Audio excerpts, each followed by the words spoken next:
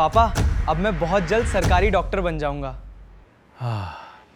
ये शब्द थे 22 साल के प्रदीप मेघवाल के, जो राजस्थान के झुंझुनू का रहने वाला था और पिछले 3 साल से सीकर के एक छोटे से किराए के मकान में रहकर दिन रात नीट की तैयारी कर रहा था। 3 मई को परीक्षा देकर वो बहुत ही खुश था और पूरे परिवार में जश्न का माहौल था। लेकिन फिर खबर आती है नीट 2026 का पेपर लीक हो गया और परीक्षा रद्द की जाती है। इस एक डेडलाइन ने प्रदीप के 3 सालों के संघर्ष, उसकी आंखों के सपने और परिवार की उम्मीदों को चकनाचूर कर दिया।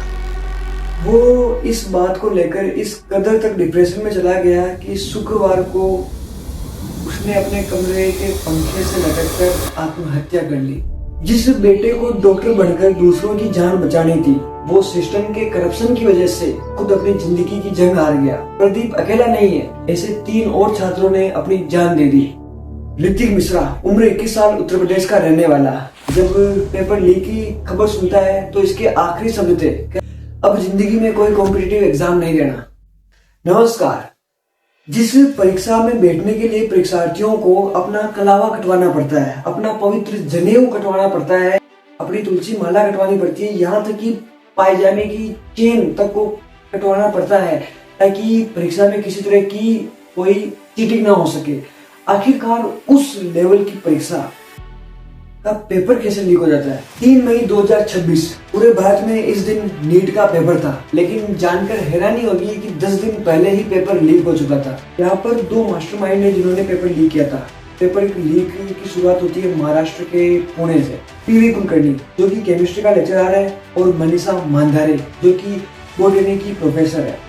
ये दोनों एनटीए के पैनल सेंटर से जुड़े हुए थे। इसी वजह से ये दोनों पेपर को रिव्यू कर सकते थे, देख सकते थे, यानी कि इनकी सीधे पेपर तक एक्सेस थी। बस इसी चीज का इन्होंने फायदा उठाया।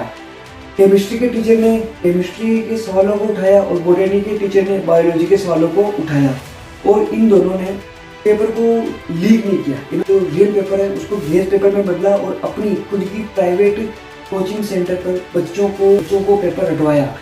इसमें एक नाम और आता है, मनीषा वाघमारे, जो कि एक ब्यूटी सैलून को रन करती थी। ये कैंडिडेट्स को बहला फुसला कर लाती कि आपका नीट में पक्का सिलेक्शन हो जाएगा, बस आप इस कोचिंग को ज्वाइन कीजिए। उस कोचिंग सेंटर में बच्चों को लाती, इसका उसको पैसे मिलते। यहाँ पर एक नाम और आता है, शिवराज मोटे गांवकर, जिसने भी भाई साहब कोचिंग के नाम पर बच्चों से खूब पैसा वसूल किया है। बच्चों को राइट या टिक लगवाया गया था उस कोचिंग सेंटर में। तो मतलब यहाँ से पेपर और लीक होकर जाता है नासिक शुभम खेरनार के पास। शुभम खेरवार ने पूरे पेपर को पीडीएफ में कन्वर्ट किया और शुभम खेरनार ने इसे गुरुग्राम के यश यादव को बेचा। अब यश यादव ने इसे जयपुर के 3 लोगों, दिनेश, विकास और मांगी लाल को बेचता है। अब जयपुर से ये पेपर जाते हैं केरला के एक स्टूडेंट्स के पास जो कि एमबीबीएस के 2nd ईयर में था। उसका परीक्षा से कोई लेना देना नहीं था क्योंकि वो 2nd ईयर में था, इसलिए उसने कोई परीक्षा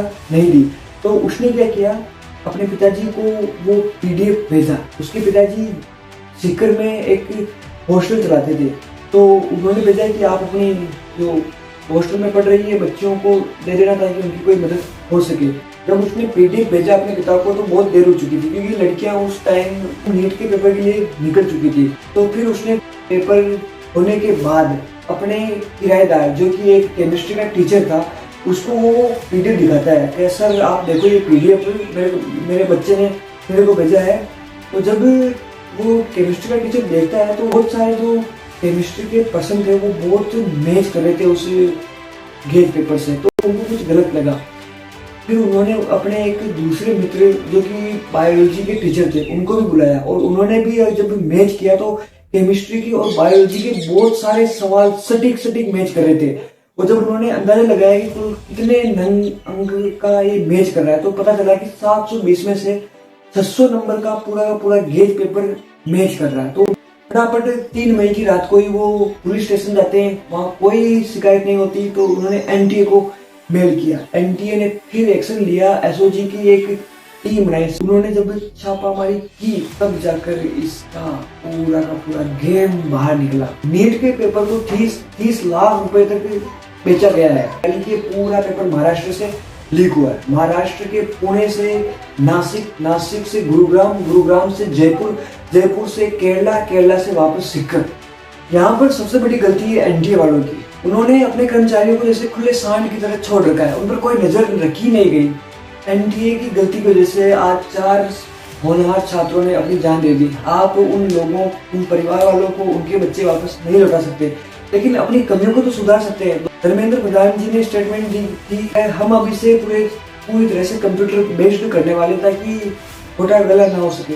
अगर सिस्टम से गलती हुई है तो सिस्टम को इसकी सजा भी मिलनी चाहिए। एक गरीब आदमी जैसे जैसे अपने बच्चे को पढ़ाता है तो 500, 200, 300 किलोमीटर दूर जब उसका बच्चा पैसा ले जाता है तो उसका अलग से पेमेंट लगता है। नीट का जो फीस है, नीट के पेपर की फीस है, वही 1000 से 1700 रुपए तक है, उसको जमा कराना पड़ता है। गरीब आदमी इतना एफर्ट नहीं कर सकता, लेकिन फिर भी वो करते हैं। तो अगर आपने गलती की है तो आप कम से कम उनका वापस रिफंड तो कर दो। अगर देखो, ये दोनों मास्टरमाइंड थे, इन्होंने कम से कम 22 से 25 लाख युवाओं के भविष्य को कुचल दिया है।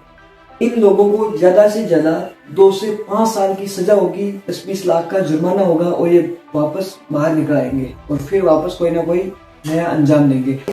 25 लाख युवाओं के नहीं हो सके, इस देश के नहीं हो सके, क्या इनको जिंदा रहने का हक है? अगर हक है तो किस बात पर इनको हक है जिंदा रहने का? इनको तो फांसी होनी चाहिए, ताकि एक एग्जाम्पल सेट हो सके कि अगली बार तुम पेपर लीक करोगे तो तुम्हारा क्या अंजाम होगा। जब तक इन घटिया कानूनों को हटाकर नए कानून नहीं लाए जाएंगे तब तक ये सब नॉर्मल रहेगा। 2024 में हो चुका है, 2026 में भी हो चुका है, अब आने वाले सालों में भी हो ही जाएगा।